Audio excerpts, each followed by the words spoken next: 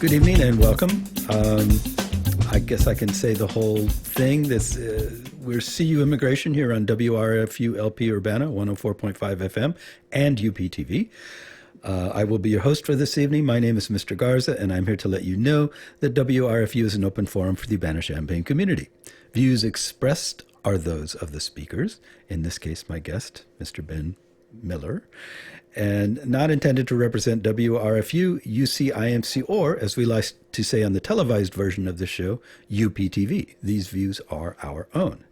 And by our, in this instance, I mean myself and my charming guest, who will introduce himself right now. Well, thank you, Tom. I appreciate the opportunity to have this a chat about our organization and the work that we are doing, and specifically to talk about the upcoming project with support from the Champaign County Board, working with immigrants and refugees in the community on areas related to mental health. Just briefly about myself, I'm the Executive Director of Immigrant Services. We've been around since 2017. We are a primarily volunteer organization. I'm the only full-time person. We have now a number of staff, community guides that work part-time in the community directly with families. And we are, as I would say, began somewhat informally in 2016 with primarily faith-based organizations and some members of the community from secular organizations concerned about the Syrian crisis.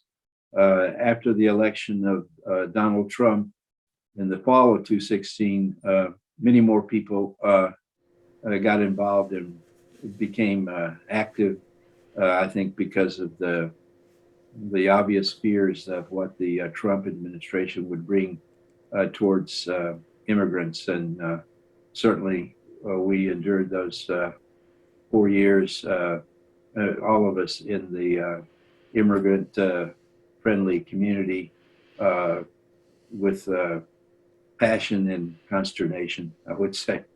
So our organization does provide a number of services. We're located in CUPHD. We have our offices there, as well as a warehouse where we provide at no charge household goods and furniture, items for babies and toddlers and small children. And then we have a variety of other services that we offer to the community and to other immigrant organizations, such as transportation pool, legal assistance, working on health issues, education and ESL for adult learners, and other items as well that we have been involved with over a number of years. So, do you have a lot of people? It sounds like you do a lot of different things. Is it just a few people doing a lot of different things, or is it a lot of people each covering one of these different areas? Well, I don't know what a lot means.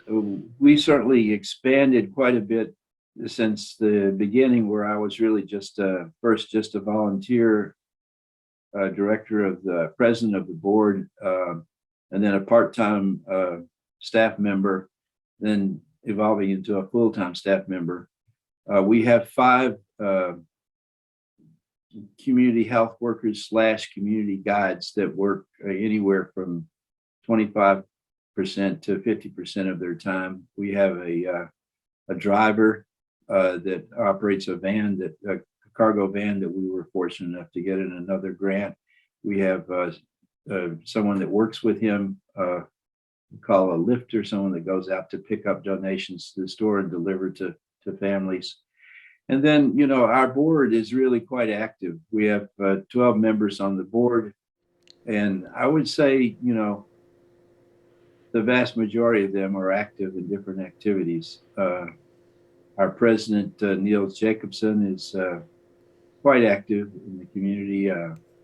Vice President Mike Folk is very involved in financing and writing grants. And then we also have another part-time former board member who coordinates a a program that we've been doing with the Illinois Public Health Association in response to the pandemic. So, it's and then I guess I would say there's you know, a dozen to 20 additional people that work as needed as volunteers on different specific projects, but are not involved on a daily basis.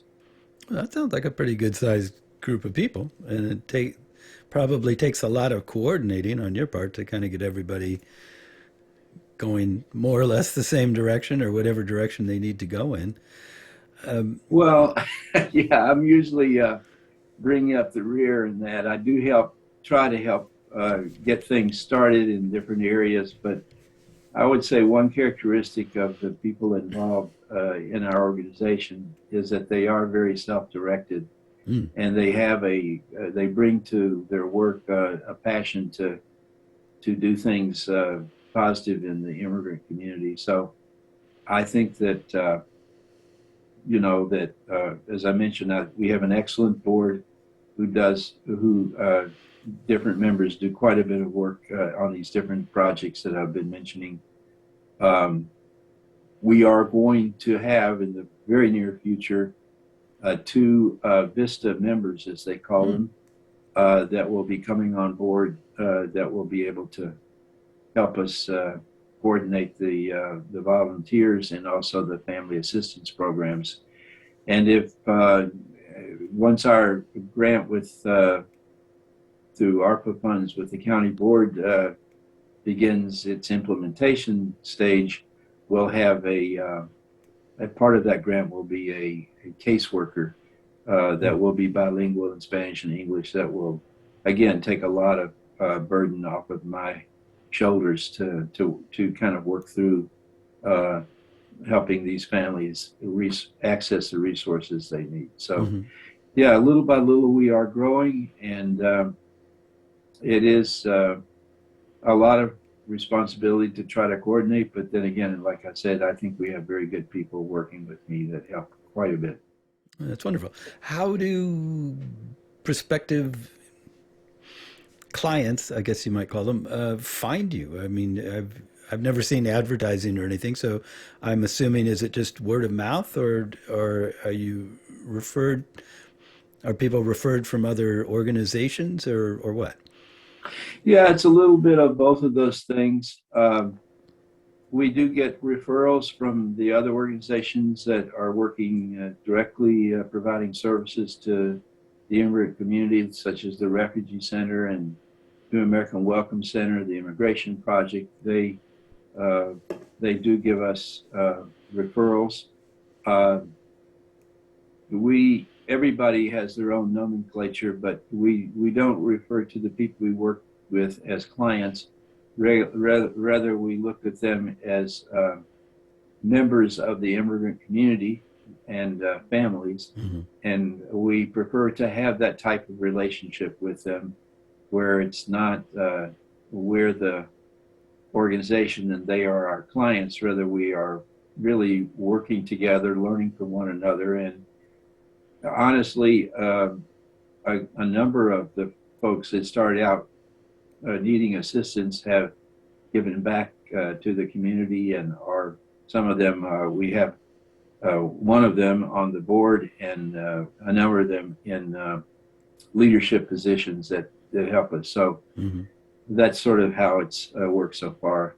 We do have a website where we recruit volunteers, and they also get the word out to people that they are involved with, the immigrants that may be associated with their church or some way in the community that they know about them. And then, of course, we get quite a number of referrals from Unit 4 schools as well as Unit 116.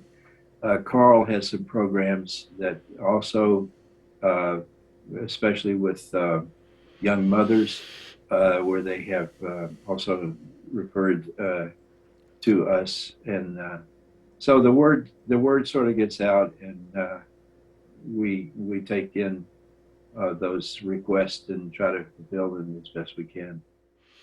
Remind me later to ask you to send me a link to your website so I can put it up on the screen. So when you're talking about it, people can see it. Okay. I think I was really struck by what you said about not referring to the people you work with as clients. And, I just picked that word out of thin air because I couldn't quite think of what else to call it. But I really appreciate the sort of the stepping back, a conscious stepping back from the sort of paternalistic attitude that I think kind of, in a lot of ways, goes with the territory when you're providing services or trying to help people.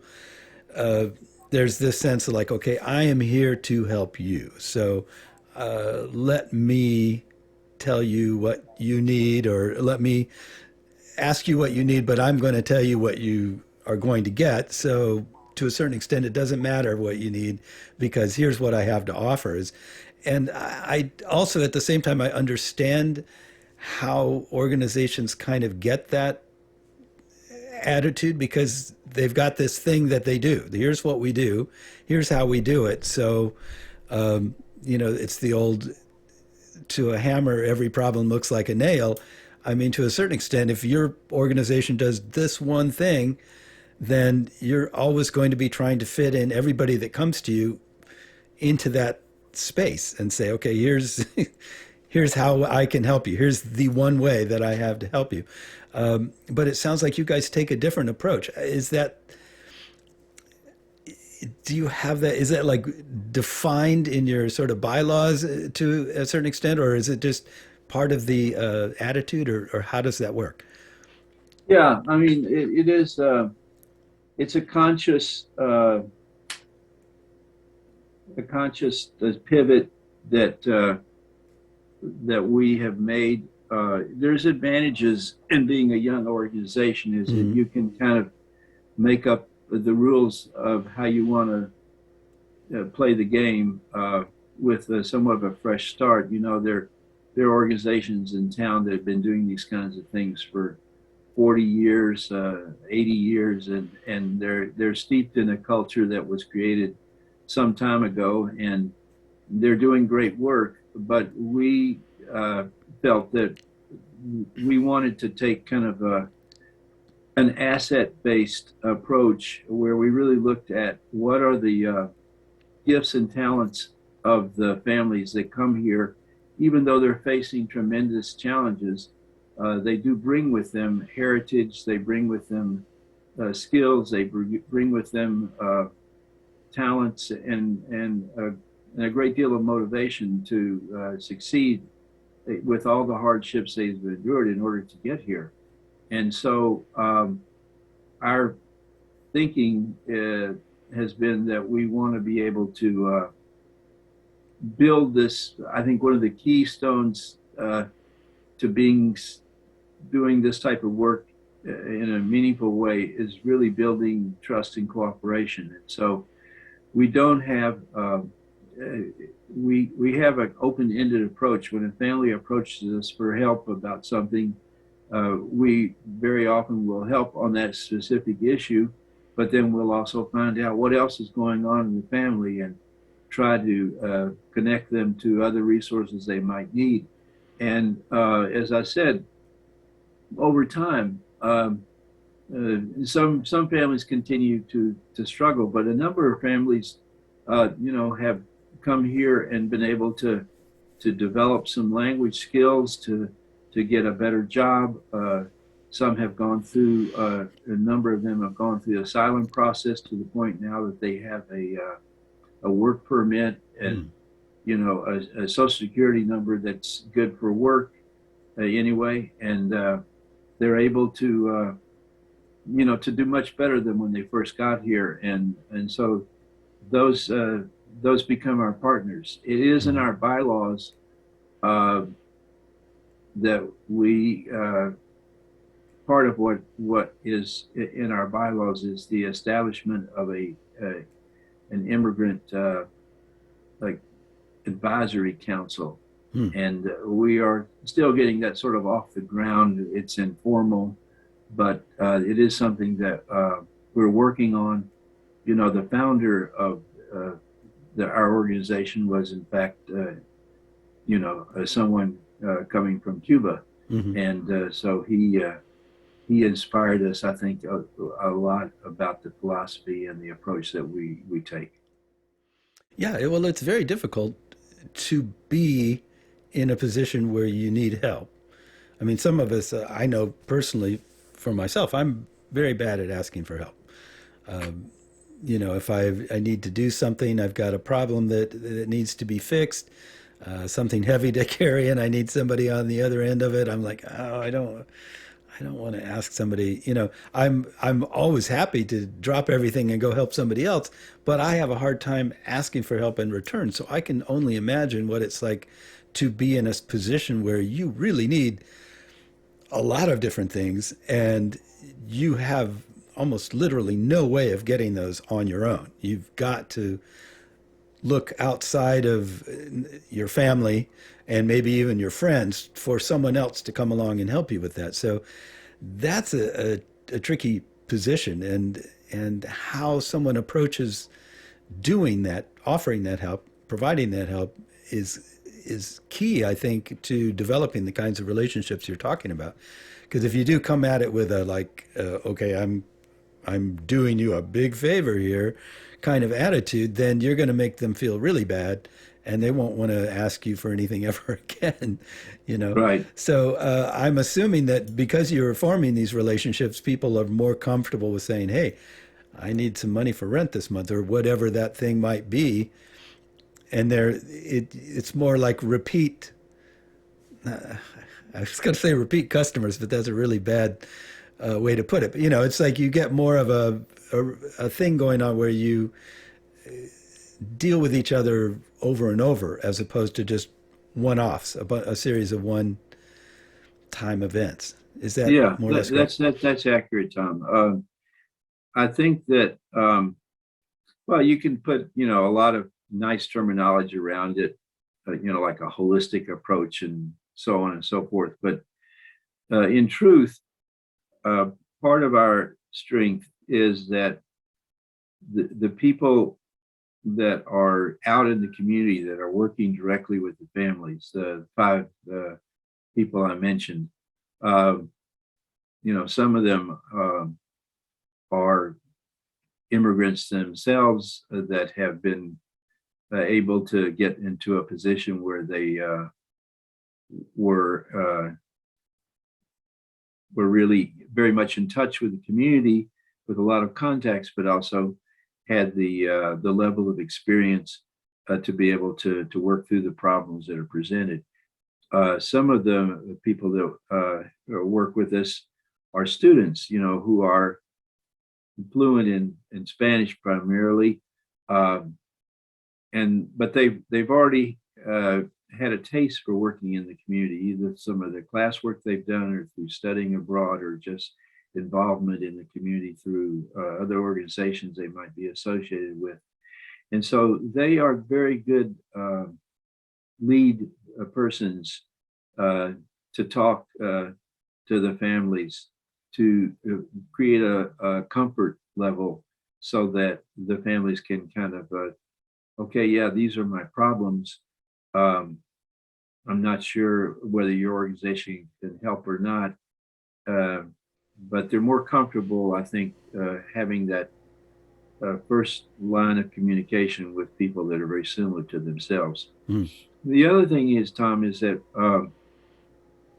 you know it's not it's not a paternalistic approach. I mean, we do help people, but we also help them help themselves.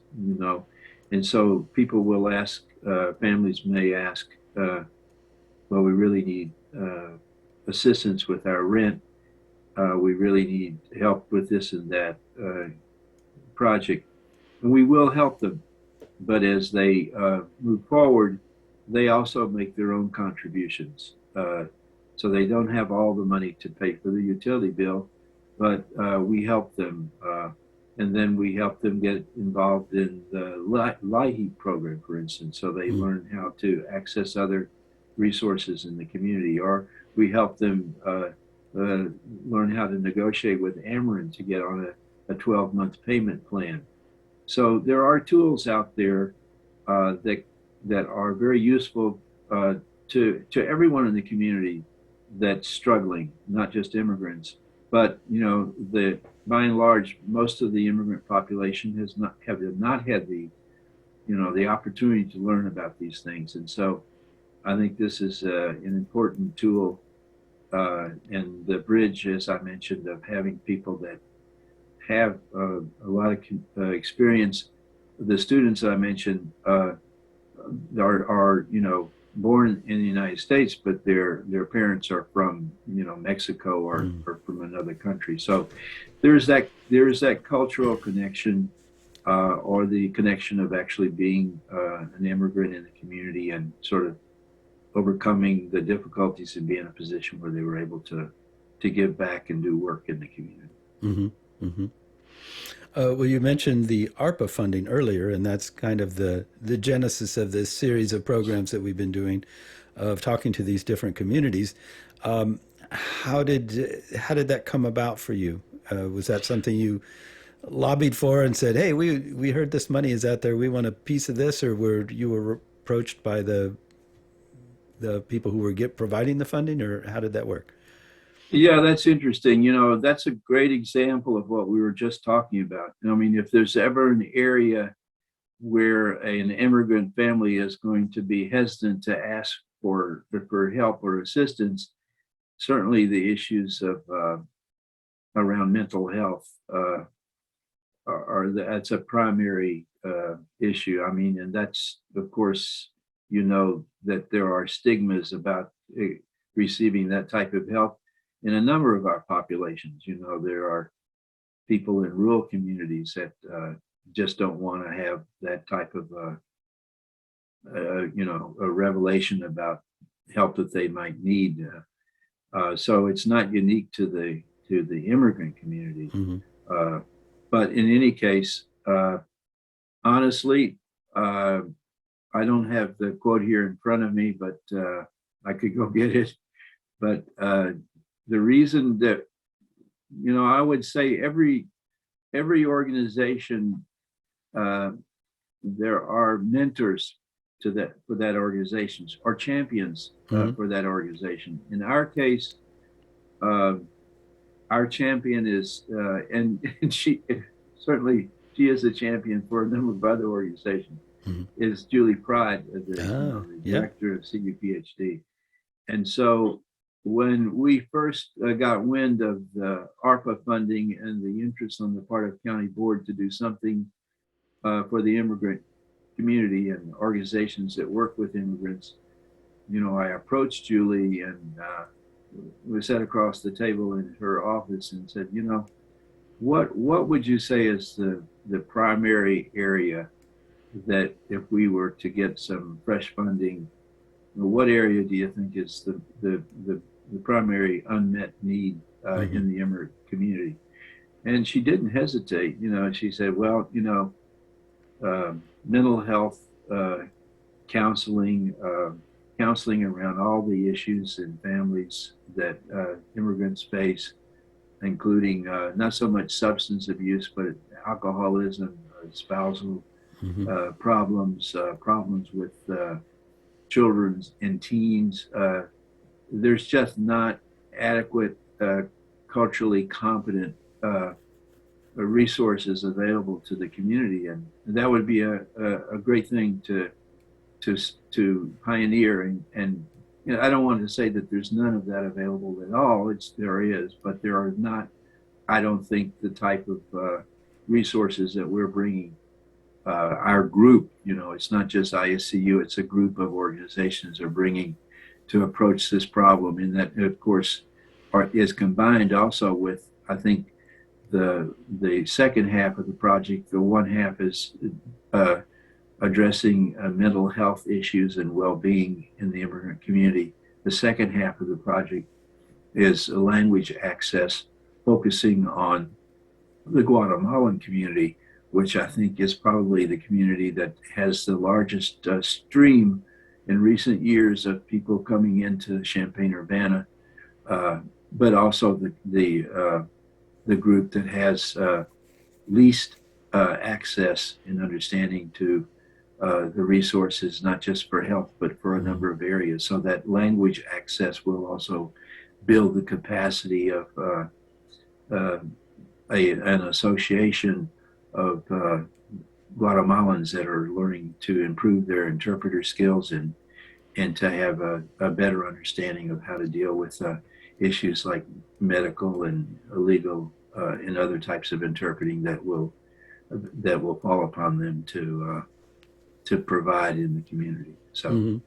that's sort of where it got started. I will give credit to the county board uh, to having an interest. We approached them, um, and there was a meeting set up last fall where organizations uh, came to present to the county board, and also leaders of the different representations of immigrants and refugees in the community were there too to talk personally about the needs that they had. So I think that was a very good springboard for the county board, and then determined that they wanted to provide some resources in the first year from ARPA funds, and at least there's a good opportunity that there'll be second year funding as well. Hmm. Well, let's hope so.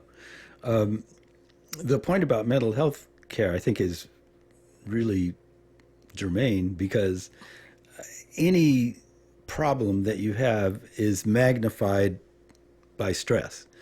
And I can't think of very many things in life that could be more stressful than just kind of picking up your whole existence and trying to move it somewhere else and start over there where everything is different from what you're used to and where you come from. And so I'm sure that it's not a problem. Mental health problems are not unique to immigrants, but they are certainly going to be exacerbated by the immigrant experience kind of overall, I would think. And so that makes it a very important thing. And I'm glad that you're going to be addressing it. What I'm wondering is, are you going to, you mentioned hiring one person from this funding. Are you going to be expanding your outreach in any particular new way because of it? Well, yeah, when I was referring to a caseworker that would kind of manage the approach, there are caseworkers or social workers in the other organizations that are involved Mm-hmm. that are part time or full time. Uh, we will have the opportunity at ISCU to have some of the funding come from ARPA and then some additional funding, if all goes well, to make this into a full time position. But that's the caseworker is merely the kind of the beginning and end of the process. The caseworker works to place the immigrants or refugees from the four organizations, the primary four organizations are involved in the grant, uh, with the proper counseling and to identify the issue of the counseling. So there are a significant amount of funds to do counseling. That's mental health counseling that will be done face to face with organizations in our area.